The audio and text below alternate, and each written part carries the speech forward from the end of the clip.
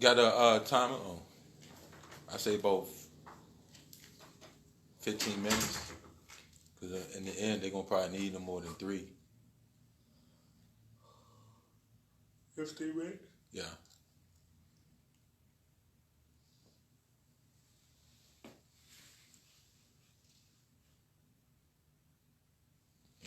Ball that big ball, what, 9:30? Close. It'll be over. That'll be 20 minutes. Okay. At 9:30. Basically, guys, I'm over here working on my movie reel, and it's the interview part. Just a question about who am I, all right? It's a question and answer type thing. Hey, everybody. Yeah, I'm trying to get it done this year. Oh, we going to get it done. Where did you get the tripod? Out the back. Other big one. I just got a plate for it. Play for it? I got a plate for that one. Yeah. So I'm looking at you and not the camera. Right. Just have a conversation. Yeah, have a conversation with me. Okay. All right. So we're gonna go back. We're gonna take it back a little bit. Okay. Okay. Where you from? Originally I was born in Washington D.C. Okay. But while I was still a baby, my parents moved real close to Alexandria, Virginia. It's not even 5 miles from D.C. So for the next 18 years, I stayed in D.C., Maryland, Virginia, area, which is known as the DMV. Gotcha. Okay. And how was the younger version of you? Yeah, it's amazing because the younger version of me was the shy, the studious, very studious. I used to walk around with 2 book bags full of books. Did you read them? Yeah, I used to love doing so. And I didn't really get into sports until I hit my teens. Okay. But prior to that, it was straight school and skateboards and... You was in skateboard? I used to love skateboards and bunny hopping bikes and stuff like that. Okay. What about baseball? Like, were you into baseball and football cards? I wasn't baseball cards, yes. I used to collect baseball cards, Transformer cards. What about Garbage Pail Kids? I didn't do Garbage Pail Kids. You didn't do those? Oh, man. I had a box of those things. I swear, if I find them right now, we'll be lit right now if I can find that box of Garbage Pail Kid cards. Yeah. I used to love racetracks. Race sets? Race or tracks? Yeah, the race sets. You push the squeeze and yeah, go yeah. And turn off the lights and they glow on. Yeah. Uh-huh. Until my mom started using it as a weapon, you know. Okay. When you were younger, what did you want to be when you grew up? I like that question. When I was younger, my world was so big. So the only thing I knew was really what was around me. I wasn't globally conscious. Right.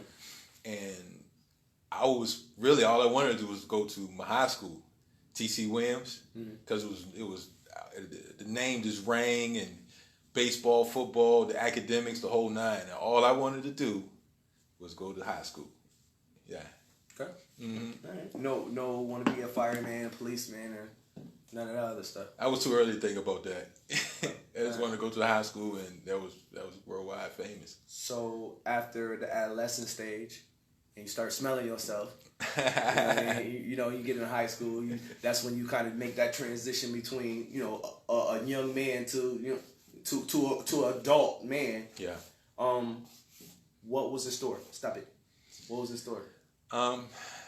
So you asked me what was the transition from an adolescent to a young man? Yeah, I mean, were you thinking school-wise? Were you thinking, like marriage? Were you thinking, military? And that was kind of like the why in the road for me. Okay. You know what I mean? So I'm thinking a lot of young men around that time. That's when you kind of make that first decision. That's really going to affect longevity. That's a good question. Mine's kind of started when I was in junior high. Okay. I just 8th grade. I just started being active in sports, and I was playing football and basketball and ran track. Just stay active. And I found out I was a competitor, And to answer your question is, it's when I started getting accolades, and I was getting rewarded for things that I was comfortable doing. I didn't really put any work with it. I was just talented. And then once I start getting those accolades, I start working more and more and more. And once I realized that if I apply myself, I can be anything. So when I had that transition from junior high to high school, what I wanted to do, because of those accolades, was be a professional athlete. Okay. All right. To be a professional athlete, it has to be some type of schooling. So how was that GPA or whatever? How was the grades? Well, you can look at me now. I'm very intelligent. And school, because I started early. School was. Wait. What do you mean you started early? Like you went into high school a year earlier than you should be or something? Well, as far as what I mean is education. Before I was in grade school, I was reading. Before I was in junior high, I was like in trigonometry. School was fun to me, and my network of friends were what you call geeks, but we would be doing stuff for the fun of it, like take a mathematic equation and see if we can figure it out and see if we get the same, those type of things. How to build a new roof, a stronger structure for a bridge. We were just doing stuff like that, So I was enjoying school at the time. Just GPA in school was not a problem for me. All right. So you learn lessons in life. Learn about females. No, I didn't. You didn't learn about females and stuff like that. Like, wait. Well, before I even go there, are you the only sibling? No, I actually have a younger brother, and he's 13 years younger than I. Oh, wow. That's like me and my sister. Yeah. So when I was an adolescent, he was just coming in. Right. And then when I got a man, he was becoming adolescent. Right, so it was like a generation gap. But okay. I do have a younger brother. All right. So you didn't really had the older brother to teach you. You kind of like learned on your own, but then at least you had a younger brother to kind of pass on some things to. True that. I actually had some advantages. Okay. One, I had a dad. Yeah, that's kind of crazy to say. No. That's kind of sad. No. It's crazy that some people didn't even experience that because, you, like you said, you had a dad. I didn't have a dad. Right. So that's a whole nother experience that I didn't receive. Right. And he took once he realized, he was the type of man that whatever I did, he would support it. Okay. It might have been like, you bunny hopping for real? All right. You drawing on the chalk, drawing on the blacktop again? All right. But when I started playing football and basketball, he was the one that would throw me the ball. He'd be the one that showed me how to shoot, play a little defense. But the other part was the friends that I associated myself with, they were competitors as well. And they were good at their sports in their own position. And because I was competitive and they're competitive, we kept getting better because we kept challenging each other. Okay. But now you're talking about one of the best athletes in the country competing against each other, just getting better. So while I was in Alexandria, I didn't know that I was going to be surrounded by folks who would be now NFL players, basketball players, owners and stuff like that. And because of that drive, it kind of took me on for the rest of my life. You told me a story about that. Something about the high school you went to produced the most highest ranked athletes that came from that region or just what I'm saying.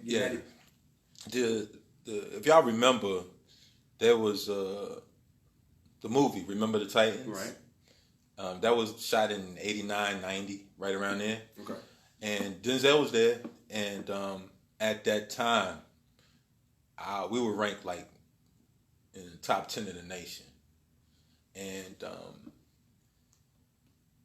the atmosphere that was there was contagious. So what I mean by that is it was a winning attitude. The whole history of TC has always been a winning far as football. But when I was there, the program itself was winning. So we not only was in the top 10 in the country for football, we had people on that team that went to the NFL. We had people on the team that actually has world records in track. Mm-hmm. We had some people on those teams that actually went semi-pro. We have those people now that actually own businesses, magazines. We have people that went to their schools are like famous lawyers now. That winning attitude and that diversity made the student body population so much stronger. So when I went out into the real world, it was not much of a challenge. All I had to do was really apply myself and find myself and apply myself. Well, what is the challenge to you? Living. Like, when I wake up in the morning, I know I have goals. I know things I need to do. But every time I plan for something always come up to throw a little monkey wrench. That's life story, boy. And I have no problems with that because I look forward to it. Day by day, there's new challenges. But it also is the same reason that it pushes me forward. That drives me, that challenge. Okay. And I like overcoming it. All right, so when do we get to the point in life when Michael Miles, when you get bit by the acting bug? By the acting bug? Yeah. What you mean? Like what was it? Like, what got you into acting? What even made you go try out for roles? Got you. It's an interesting story. I've been doing poetry since I was 4 years old. Pretty good at it too. Open mics, Lincoln Theater, HD Theater, Shakespeare Theater, competition, poetry slams. So I haven't been accustomed to being in the football. I've been accustomed to being in front of crowds. Okay, and as you can see, I'm well dressed and I'm blessed with sex appeal. Really? I didn't know where you was going, but I would have never thought it was that. Okay. So I have a little aura, a little confidence about myself that separates myself from everyone else. So to answer your question, I was literally walking down the street, and there was a filmer named Dalton Freshley that was filming for Gargantuan Entertainment, and they was filming another project. And because of who I am, or what I am, my presence or my persona, I was vicariously walking through the scene. Is that the right word to say? And because of, I kind of grabbed their attention, because I was still in the scene, unintentionally. And it drove the director to ask me to audition for one of his upcoming features. And I did. And when he gave me the script to read, the cold read, again, I've been doing poetry since I was 4. So taking words, digesting them, and bringing it out into a form of spoken word was secondhand to me. And once I got that script, maybe 3 to 5 pages, and within 30 minutes, I had memorized it all. And actually, that's how I got the part. I was able to take what he gave me within a short period of time and bring that paper to life. And I was not afraid of the camera at all. No problem. I was holding out. All right. Okay. Now where you know, that was the beginning. Yes. Now where are you as far as your career is as an actor? Right now, I'm in my breakout moment. You know, they say you have to put in work to take it to the next level. Well, I've been doing it for acting in movies, TV. I've been in movies, TV, and some radio, and I put about 3-5 years now. And I went from being co-starring to having a lead role, working with Grammy winners. I have worked with famous producers, and all the old stuff, the butterflies and the stuttering and forgetting your lines, all that is behind me now. And I am probably one of the best that's out here. I didn't put that work in. My confidence is that very high.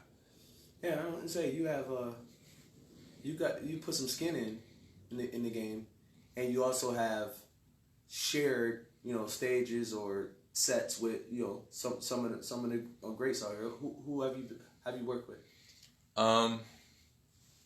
Working backwards, I've worked with a lot of indie producers and directors. I've worked again with Gargantuan Film with Marcus Massey and David Pitt. Y'all guys really look at those guys because they're giving people opportunities. I've worked with Imperial Media out in Richmond with Shy Smith. No, Reginald. What's his name? He just beautiful. He just had a baby too. Beautiful. I'll get back to him. And then I worked with Damon Dash. We did a project with the Mafiata Project. I played an officer there. With Gargantuan Film, I played a detective there. I've worked with Brett Tolliver and Porter Blackman in South Carolina, another indie, and I did a lot of projects with them. And recently, I have finished a movie called The Missing Ingredient, where I had the lead role with 2 Emmy winners. The first one was Jamal Willett that played Biggie in Barbershop, and Biggie in Barbershop. They played Biggie in Notorious. Okay, and he also was in Notorious too. The Barbershop. He was in the. Yeah, he was in. But you said played Biggie in the Barbershop. He played Biggie in Notorious. I stand corrected. Yeah, he's that guy. Yeah. and Joanna, man, Miguel Nunez. Now, that was the reason why I'm saying I'm at my breakout point. Because prior to that, I was learning. Okay. And when I met those guys, I thought I was good. But they put me in my place. Somebody that's been in the game that long. But it also humbled me to let me know that in this game, there's competition, and you always got to keep going at it. You got to better yourself. And that was like 4 years ago. So from that point on to now, I'm ready. Okay. What kind of roles are you looking forward to trying? One that's got a lot of money in it. A lot of money. But I do idolize work from like Denzel, those type of roles. I don't know how to classify Denzel because he's played so many different roles, but I could say it's more of a universal a leading drama or leading character. He's always the lead. Right. I've never seen Denzel play, the co. You know what I mean? Co-star. Yeah, I've never seen him play that. He's always been the lead role. I could be wrong. But if you look at Denzel and the roles that he has played, I'm confident enough to play those roles. That type of genre. Okay. Do you ever want to be behind the camera instead of front of the camera? I'm actually doing that now. I love being in front of the camera, but I also know that in anything that you do, you got to know the ins and outs of things. So the opportunities I have being behind the camera kind of made me a stronger actor in front of the camera, because I know the expectations and what they're looking for, and also the difficulties of getting this shot or this image and those type of things. So I'd rather be in front of the camera, but to get the job done, I'll be behind the camera as well. Okay. All right. If you got any wish granted, what would you wish for? If I had any wish? Any wish. Hell, stop world hunger. Shit, I don't know. I would wish God to come back. Okay. All right.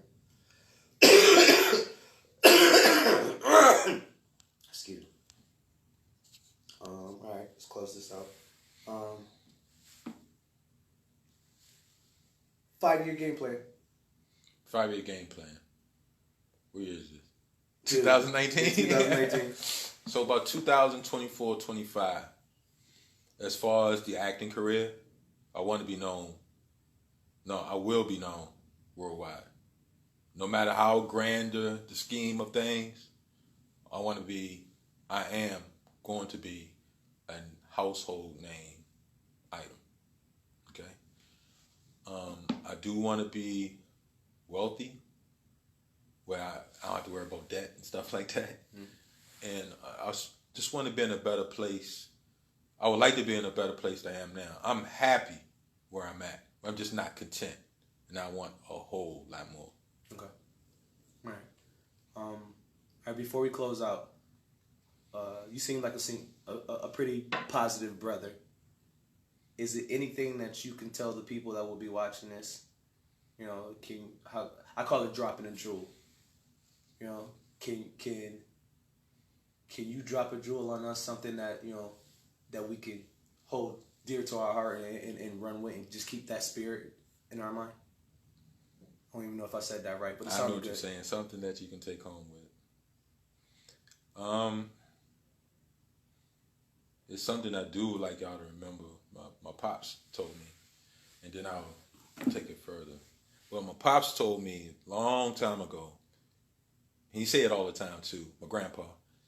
If you can't carry it, if you cannot carry it, let it go. If you cannot carry it, let it go. Because if you hold on to it, you're going to drag it. And if you drag it, you're going to leave a trail. And whatever it's going to just follow you and follow you. Just let it go. The second thing I like to tell everybody is, life ain't easy. There's going to be challenges. What makes you stronger is how you overcome them. So the difference between a winner and a champion, a winner wins all the time. But a champion knows how to conquer in times of adversity. And that's why I am a champion. How can the people keep up with you? Power 104.4 FM. That's my holiday. Or you can just simply call me. My phone number is 704-408-1506. But I will be here supporting Power 104.4 in all their endeavors, because we will succeed. No Facebook, no nothing? Oh, Facebook. What is it? Mike Miles. They call me Money. You look at there. And Instagram is Mr. Miles. But just call me. 704-408-1506. Which reminds me, I'm going to need a social media campaign then. What you think? You're going to need something. I'm going to need something. You need something. All right, man. Well, I appreciate you. Well, I appreciate you taking the time to work with me today. And I appreciate you guys for coming through. And there'll be more to come. 3, 2, 1. Perfect, right? Glad I got it up before that damn alarm went off. No, that's perfect. I was right on time, though.